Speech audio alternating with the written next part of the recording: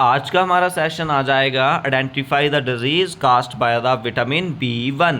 अब बात करते हैं विटामिन की डेफिशिएंसी की वजह से जो हमें क्या होती हैं, डिजीज़ होती हैं। अब बात करें विटामिन B1, इसका chemical name thiamine. Vitamin C chemical name ascorbic acid. उसके बाद vitamin D chemical name calciferol. Vitamin A chemical name retinol. Vitamin A की कमी की वजह से नाइट ब्लाइंडनेस, डी की कमी की वजह से रिकेट्स, सी की कमी की वजह से स्कर्वी और B1 की कमी की वजह से हमें क्या होता है, वेरी वेरी होता है। क्या हो जाता है, वेरी वेरी। और मेन सोर्स क्या है विटामिन B1 का, wheat bran, whole wheat, oat meal, egg liver etcetera. तो इसका क्या हो जाएगा हमारे पास, very very. Option number C is the right, is the correct answer आपका आएगा।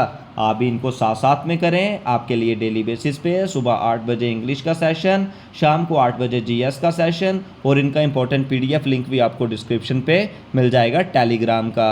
Next question, which component of बॉड blood fight against germs that enter human body, WBC, haemoglobin, platelet या रेड ब्लड सेल। तो जहाँ पे हम बात करते हैं जो वाइट ब्लड सेल हैं ये फाइट करते हैं अगेंस्ट दी जर्म्स, और इसको हम क्या बोलते हैं, ल्यूकोसाइट भी बोलते हैं, जो पार्ट है ह्यूमन इम्यून सिस्टम का।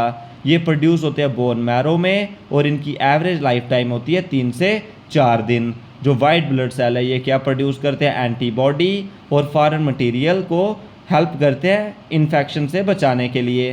3 टाइप के ये होते हैं, लिम्फोसाइट, ग्रैन्युलोसाइट एंड मोनोसाइट। तो इसका क्या याद रखना है, white blood cell. Option number A is the right और करेक्ट आंसर आपका आएगा। Deficiency of which of the following cause वेरी वेरी in human being, vitamin B1, vitamin C, vitamin D या विटामिन A। तो वेरी वेरी किसकी डेफिशिएंसी की वजह से होता है, vitamin B1। Option number A is the right, is the correct answer आपका होगा ऑप्शन नंबर ए। आप भी साथ साथ में करते रहें, काफ़ी इंपॉर्टेंट सेशन आपके लिए हो जाएगा। Next question, deficiency of which hormone in the body causes goitre, adrenaline, thyroxine, oestrogen या टेस्ट्रोजन।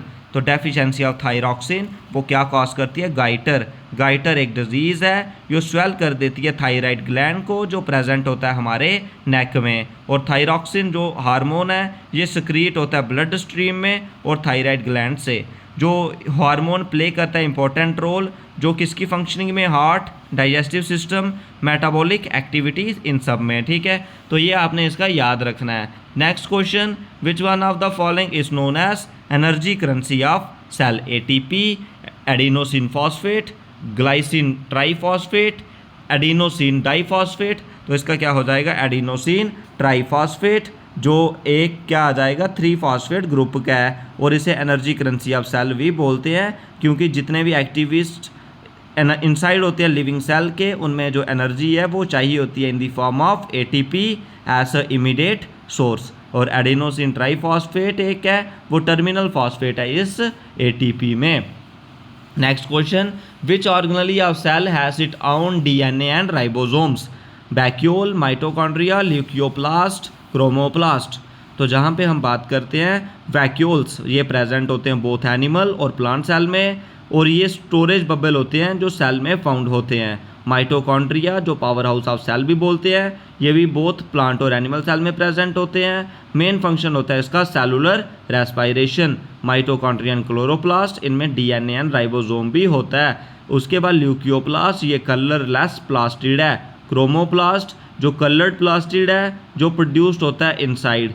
उसके बाद क्रोमोप्लास्ट जो क्या कंटेन करता है, कैरोटीनॉइड पिगमेंट, जो इंपोर्ट करता है red, orange, yellow colours to the various root fruit.